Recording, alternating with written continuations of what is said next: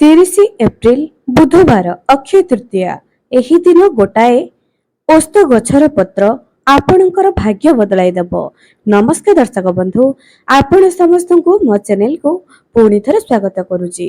ଦର୍ଶକ ବନ୍ଧୁ, ଏହି ଅକ୍ଷୟ ତୃତୀୟା ଦିନ ଚୁପଚାପ ନିଜ ପର୍ସରେ ରଖିଦିଅନ୍ତୁ ଏହି ଗୋଟାଏ ଓସ୍ତ ଗଛର ପତ୍ରଟିଏ, ଯାହାକି ଆପଣଙ୍କର ଧନ ଜନିତ ସମସ୍ୟାକୁ ଦୂର ହେବ। କିନ୍ତୁ ଦର୍ଶକ ବନ୍ଧୁ, କଣ ଏମିତି ଆପଣ ଓସ୍ତ ଗଛର ପତ୍ରଟିକୁ ନିଜର ପର୍ସରେ ରଖିବା ଦ୍ୱାରା ଆପଣଙ୍କର ଧନଜନିତ ସମସ୍ୟା ଦୂର ହୋଇଯିବ? ଏମିତିରେ ତ ବହୁତ ସାରା ପତ୍ର ସବୁ ଲୋକ ନିଜ ପର୍ସରେ ସେହିଦିନ ରଖିଦେବେ, କିନ୍ତୁ ପ୍ରକୃତର ବିଧି କଣ ଅଟେ? କିପରି ଆପଣମାନେ ଗୋଟିଏ ଓସ୍ତ ଗଛର ପତ୍ର ଦ୍ୱାରା ଆପଣ ନିଜର ଧନଜନିତ ସମସ୍ୟାକୁ ଦୂର କରିପାରିବେ? ଚାଲନ୍ତୁ ଆଜିର ଭିଡ଼ିଓରେ ମୁଁ ଆପଣମାନଙ୍କୁ କହିବି। ଏହି ଅକ୍ଷୟ ତୃତୀୟା ଦିନ ଯାହା କରିବେ ତାହା କେବେ ବି କ୍ଷୟ ହେବ ନାହିଁ। ଅକ୍ଷୟ, ଯାହାକି କେବେ କ୍ଷୟ ହେବ ନାହିଁ। ଏହି ଦିନ ଦ୍ରୌପଦୀଙ୍କୁ ଗୋଟିଏ ଅକ୍ଷୟ ପାତ୍ର ମିଳିଥିଲା, ଯେଉଁ ଅକ୍ଷୟ ପାତ୍ରରେ କି କେବେ ବି ଖାଦ୍ୟ ସରୁନଥିଲା, ଯାହାକି ମହାଭାରତ ଯୁଦ୍ଧରେ ଖାଦ୍ୟ ପ୍ରସ୍ତୁତ କରାଯାଉଥିଲା। ଦର୍ଶକ ବନ୍ଧୁ, ଏହି ଅକ୍ଷୟ ତୃତୀୟା ଦିନ ଦେବୀ ଗଙ୍ଗା ଧରା ପୃଷ୍ଠକୁ ଆସିଥିଲେ। ଏହି ଅକ୍ଷୟ ତୃତୀୟା ଦିନ ପରଶୁରାମଙ୍କର ଜନ୍ମୋତ୍ସବ ବି ମନାଯାଏ। ଏହି ଅକ୍ଷୟ ତୃତୀୟା ଦିନ ଏମିତି ବହୁତ ସାରା ପୌରାଣିକ ମାନ୍ୟତାରେ ବହୁତ ସାରା ଜିନିଷ ହଉଛି, ସେଥିପାଇଁ ତ ଏହି ଅକ୍ଷୟ ତୃତୀୟା ଦିନ ସବୁଠାରୁ ଶ୍ରେଷ୍ଠ ମନେ କରାଯାଏ। ଏହି ଅକ୍ଷୟ ତୃତୀୟା ଦିନ ଲକ୍ଷ୍ମୀ ନାରାୟଣଙ୍କର ବିଶେଷ ପୂଜାର୍ଚ୍ଚନା କରାଯାଏ। ଯେଉଁ ବି ବ୍ୟକ୍ତି ବିଧି ପୂର୍ବକ ଅକ୍ଷୟ ତୃତୀୟା ଦିନ ଲକ୍ଷ୍ମୀ ନାରାୟଣଙ୍କର ପୂଜା କରେ, ସେ ଅଚଳ ଧନ ସମ୍ପତ୍ତିର ମାଲିକ ହୁଏ। ଦର୍ଶକ ବନ୍ଧୁ, କୁହାଯାଉଛି ଅକ୍ଷୟ ତୃତୀୟା ଦିନ ଯଦି ଆପଣ କିଛି ଧର୍ମ କରିବେ, ତାହା ଏହା 100 ଗୁଣ ଫଳ ପ୍ରାପ୍ତ କରିବ। କାରଣ ଏହି ଦିନ କରାଯାଉଥିବା ଯେକୌଣସି ବି କାର୍ଯ୍ୟ କେବେ କ୍ଷୟ ହେବ ନାହିଁ। ଯଦି ଆପଣ ଏହି ଦିନ ମିଛ କହିବେ, ପରନିନ୍ଦା କରିବେ, ପରଚର୍ଚ୍ଚା କରିବେ, ଗାଳି ଗୁଲଜ କରିବେ, ହିଂସା କରିବେ, ଏହା ବି କେବେ କ୍ଷୟ ହେବ ନାହିଁ। ଅର୍ଥାତ ପାପର ଭାରା ବି ବଢି ବଢି ଯିବ। ଯେତେ ପାରୁଛନ୍ତି ଏହି ଦିନ ଦାନ ଧର୍ମ କରନ୍ତୁ, ପୂଜାର୍ଚ୍ଚନା କରନ୍ତୁ। ଏବଂ ଅକ୍ଷୟ ତୃତୀୟା ଦିନ ଲକ୍ଷ୍ମୀ ନାରାୟଣଙ୍କର ପୂଜା ଆପଣ ନିଜ ଘରେ କିପରି କରିବେ, ୟା ଉପରେ ବି ଏକ ଭିଡ଼ିଓ ମୋ ଚ୍ୟାନେଲରେ ଅଲରେଡି ଅପଲୋଡ ହୋଇସାରିଛି। ଯଦି ଆପଣମାନେ ଲକ୍ଷ୍ମୀ ପ୍ରାପ୍ତି ଚାହୁଁଛନ୍ତି, ନିଜ ଘରେ ମା ଲକ୍ଷ୍ମୀଙ୍କର ସ୍ଥିର ବାସ ଚାହୁଁଛନ୍ତି, ଅକ୍ଷୟ ତୃତୀୟା ଦିନ ନିଜ ଘରେ ମାଙ୍କର ପୂଜା ନିଶ୍ଚୟ କରନ୍ତୁ। ଲକ୍ଷ୍ମୀ ପ୍ରାପ୍ତିର ଏହି ସୁଯୋଗକୁ ଜମା ବି ହାତଛଡ଼ା କରନ୍ତୁ ନାହିଁ।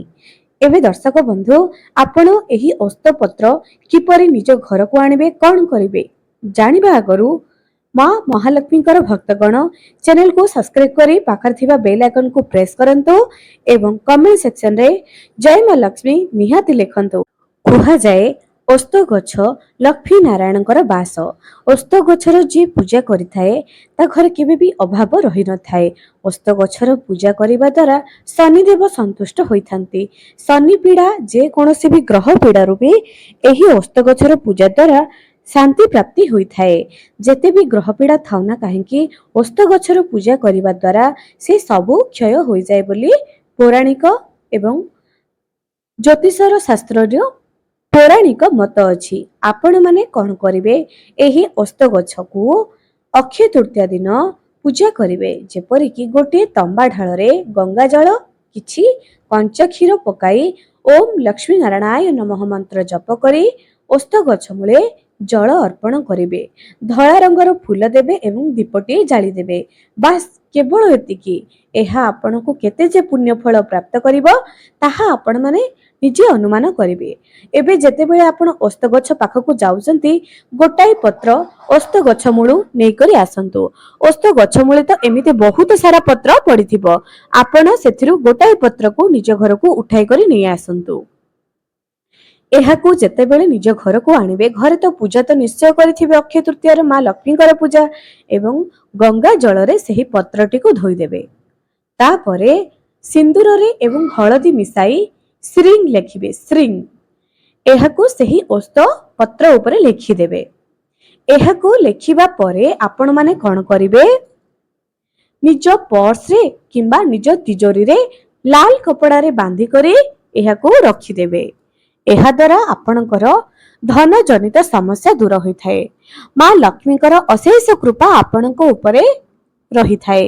ଏବଂ ଏହି ଦିନ ଆପଣମାନେ ନିଜ ଘରେ ପୂଜା ତ ନିଶ୍ଚୟ କରିବେ ଏକ ଆଖିଆ ନଡ଼ିଆ ଯଦି ଥିବ, ଶଙ୍ଖ ଥିବ, କଉଡ଼ି ଥିବ, ଏହାକୁ ଆପଣମାନେ ଗଙ୍ଗା ଜଳ ଏବଂ ହଳଦୀରେ ଧୋଇକରି ପୂଜା କରିବେ। ସେହି ଏକ ଆଖିଆ ନଡ଼ିଆକୁ ଲାଲ କପଡ଼ାରେ ବାନ୍ଧିକରି 5ଟି କଉଡ଼ି ସହିତ ଯଦି ନିଜ ତିଜୋରିରେ ସ୍ଥାପିତ କରିବେ, ଆପଣଙ୍କର ଧନ ଜନିତ ସମସ୍ୟା ନିଶ୍ଚୟ ଦୂର ହେବ। ଯଦି ଆପଣ ବଜାରରେ ଏକ ଆଖିଆ ନଡ଼ିଆ ପାଉଛନ୍ତି, ଏହାକୁ ଅକ୍ଷୟ ତୃତୀୟା ଦିନ ନିଜ ଘରକୁ ନିଶ୍ଚୟ ନେଇକରି ଆସନ୍ତୁ। ଏକ ଆଖିଆ ନଡ଼ିଆ କୁହାଯାଏ ଲକ୍ଷ୍ମୀଙ୍କର ପ୍ରତୀକ ବୋଲି କୁହାଯାଏ। ଏହା ସମସ୍ତଙ୍କୁ ମିଳିନଥାଏ। ଯଦି ଆପଣଙ୍କୁ ମିଳିବ ତ ଆପଣ ନିଜକୁ ଭାଗ୍ୟବାନ ମନେ କରନ୍ତୁ।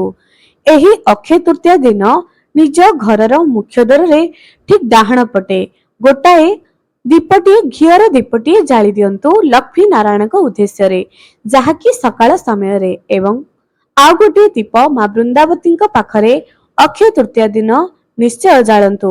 ଆଉ ଗୋଟିଏ ଦୀପ ନିଜର ରୋଷେଇ ଘରେ ଯେଉଁଠି ପାଣି ରଖୁଛନ୍ତି ଠିକ ପୂର୍ବ ପଟେ ମୁହଁ କରି ସେହି ଦୀପକୁ ଜାଳି ଦିଅନ୍ତୁ। ଆଉ ଗୋଟିଏ ଦୀପ ନିଜର ଘରର ଠାକୁର ଘରେ ଉତ୍ତର ପଟେ ମୁହଁ କରି ହଳଦିଆ ସୋରିଷ ପକାଇ କରି ଟାଣି ଜାଳି ଦିଅନ୍ତୁ ଲକ୍ଷ୍ମୀ ନାରାୟଣଙ୍କ ଉଦ୍ଦେଶ୍ୟରେ। କୁହାଯାଏ ଦୀପ ଘରୁ ଅନ୍ଧକାର ଦୂର କରେ, ନକାରାତ୍ମକ ଉର୍ଜାକୁ ଶେଷ କରେ। ଯେହେତୁ ଏକ ପବିତ୍ର ଦିନ ଅଟେ, ଆପଣ ସେଦିନ ଯାହା ବି କରିବେ ତାହା କେବେ ବି କ୍ଷୟ ହେବ ନାହିଁ। ତେଣୁ ଏହି ଦିନ ଦୀପ ତ ନିଶ୍ଚୟ ଜାଳନ୍ତୁ। କିଛି ନ କରନ୍ତୁ ପଛେ ଏହି ଜାଗା ମାନଙ୍କରେ ଦୀପଟି ନିଶ୍ଚୟ ଜାଳନ୍ତୁ। ଘରେ ଯଦି ଲକ୍ଷ୍ମୀ ନାରାୟଣଙ୍କର ଫଟୋ ଅଛି, ହଳଦୀ ଏବଂ ଗଙ୍ଗା ଜଳ, ସେଥିରେ କିଛି ଗୋଲାପ ଜଳ ମିଶାଇ କରି ଲକ୍ଷ୍ମୀ ନାରାୟଣଙ୍କର ସ୍ନାନ କରାନ୍ତୁ ଏବଂ ନିଜ ଘରର ମୁଖ୍ୟ ଦ୍ୱାରରେ ତୋରଣଟିଏ ତ ନିଶ୍ଚୟ ଟାଙ୍ଗି ଦିଅନ୍ତୁ। ଏବଂ ଏହି ଅକ୍ଷୟ ତୃତୀୟା ଦିନ ନିଜ ଘରର ମୁଖ୍ୟ ଦ୍ୱାରରେ ରଙ୍ଗୋଲି ଟାଣି ଦିଅନ୍ତୁ। ଲକ୍ଷ୍ମୀ ନାରାୟଣଙ୍କ ଉଦ୍ଦେଶ୍ୟରେ ପୂଜା କରନ୍ତୁ ନିଜ ଘରେ। ମାଙ୍କୁ ଏବଂ ପ୍ରଭୁଙ୍କୁ ଧଳା ରଙ୍ଗର ଫୁଲ, ହଳଦିଆ ରଙ୍ଗର ଫୁଲ ନିଶ୍ଚୟ ଅର୍ପଣ କରନ୍ତୁ। ପଦ୍ମ ଫୁଲ, ତା ସହିତ ଝୁଣା, ତୁଳସୀ ପତ୍ର ଏସବୁ ଅର୍ପଣ କରନ୍ତୁ। ଏବଂ ପୂର୍ବ ଭିଡ଼ିଓରେ ବି କହିଛି ଯେ ଏହି ଦିନ ଚାଉଳ କ୍ଷୀରି ପ୍ରସ୍ତୁତ କରି ପ୍ରଭୁଙ୍କୁ ଏବଂ ମା ଲକ୍ଷ୍ମୀଙ୍କୁ ଦେବା ପାଇଁ ଜମା ବି ଭୁଲିବେ ନାହିଁ। ଏବଂ ଲକ୍ଷ୍ମୀ ନାରାୟଣଙ୍କୁ ଯେଉଁ କ୍ଷୀରି ଭୋଗ ଦେବେ ସେଇଠି ତ ତୁଳସୀ ପତ୍ରଟିଏ ତ ନିଶ୍ଚୟ ପକାଇବେ। ଏହା ଦ୍ୱାରା ଆପଣଙ୍କର ସବୁ ଦୋଷ ଦୂର ହୋଇଥାଏ, ଅର୍ଥାତ୍ ଶ୍ରୀ ଲକ୍ଷ୍ମୀ ନାରାୟଣଙ୍କର କୃପା ଆପଣଙ୍କ ଉପରେ ଥାଏ। ଏହି ଦିନ କ୍ଷୀରି ଭୋଗ ଦେବା ସବୁଠାରୁ ଶ୍ରେଷ୍ଠ ମନେ କରାଯାଏ। ଏହା ଦ୍ୱାରା ଆପଣଙ୍କର ଧନ ଜନିତ ସମସ୍ୟା ଦୂର ହୋଇଥାଏ। ଦର୍ଶକ ବନ୍ଧୁ, ଯଦି ଆପଣଙ୍କର ବ୍ୟବସାୟରେ ଉନ୍ନତି ହେଉନାହିଁ, ଯଦି ଆପଣ ବ୍ୟବସାୟରେ କଷ୍ଟ ପାଉଛନ୍ତି, ବ୍ୟବସାୟରେ କୌଣସି ଉନ୍ନତି ପାଇପାରୁନାହିଁ, ତେବେ ଆପଣ ଧନ ପ୍ରଦାନ କରିଥିବା ଏକ ଲକ୍ଷ୍ମୀ ପୋଟଳି, ଯାହାକି ମୋ ଭିଡ଼ିଓରେ ଚ୍ୟାନେଲରେ ଅଲରେଡି ଅପଲୋଡ ହୋଇସାରିଛି, ସେହି ପୋଟଳିକୁ ନିଜ ଘରେ ପ୍ରସ୍ତୁତ କରନ୍ତୁ। ଏହାକୁ ଧନ ରଖୁଥିବା ଜାଗାରେ ବା ବ୍ୟବସାୟ ସ୍ଥଳରେ ରଖିଦିଅନ୍ତୁ, ଯେଉଁଠାରେ ଟଙ୍କା ରଖୁଥିବେ। ଏହି ଅକ୍ଷୟ ତୃତୀୟା ଦିନ ଯଦି ଆପଣ ଗୋଟିଏ ଦୋକାନ ଆରମ୍ଭ କରିବା ପାଇଁ ଚାହୁଁଛନ୍ତି, କୌଣସି ନୂଆ କାମ ଆରମ୍ଭ କରିବା ପାଇଁ ଚାହୁଁଛନ୍ତି, ନିଶ୍ଚୟ କରନ୍ତୁ। ଏହା ଆପଣଙ୍କୁ 100 ଗୁଣ ଫଳ, ଶୁଭ ଫଳ ଏବଂ ଲାଭ ବି ପ୍ରଦାନ କରିବ। ଏହି ଅକ୍ଷୟ ତୃତୀୟା ଦିନ ଆପଣମାନେ ଯେତେ ପାରୁଛନ୍ତି ଧର୍ମ କରନ୍ତୁ, ଗରିବଙ୍କୁ ଖାଇବାକୁ ଦିଅନ୍ତୁ, ଜଳ ଦାନ ଦିଅନ୍ତୁ। ଏପରି କରିବା ଦ୍ୱାରା ଆପଣଙ୍କର ଘରେ ସୁଖ ସମୃଦ୍ଧି ଆସିଥାଏ। କୁହାଯାଏ ଦାନ ଦେବା ଦ୍ୱାରା ହିଁ ଘରେ ବହୁତ ସାରା ସମୃଦ୍ଧି ଆସିଥାଏ। ଦର୍ଶକ ବନ୍ଧୁ, ଆଶା କରୁଛି ଏହି ଭିଡ଼ିଓଟି ଆପଣମାନଙ୍କୁ ନିଶ୍ଚୟ ଭଲ ଲାଗିଥିବ। ଆଜି ପାଇଁ ରହିଲି, ପୁଣି ଦେଖା ହେବ ଆଗାମୀ ଏକ ସୁନ୍ଦର ଭିଡ଼ିଓରେ।